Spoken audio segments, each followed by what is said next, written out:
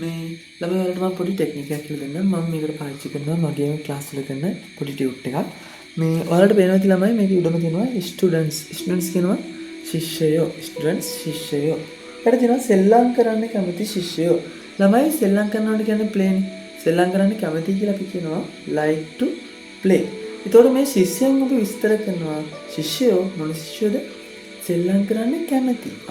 ශිෂ්‍යයෝ අපි වචනයක් ගන්නවා who like to play. Students who like to play. ශිෂ්‍යයෝ සෙල්ලම් කරන්න කැමති ශිෂ්‍යයෝ. මට ඊට පස්සේ කියන්න ඕනේ ශිෂ්‍ය සංඛ්‍යාව.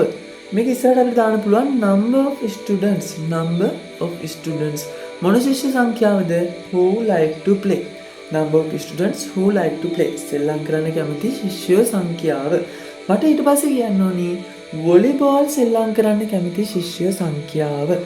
number of students අපි කිව්ව ශිෂ්‍ය සංඛ්‍යාව මොනවා කරන්න කැමතිද? who like to play මොනවද?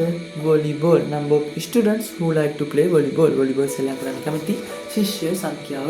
ඔය try කරලා බලන්න.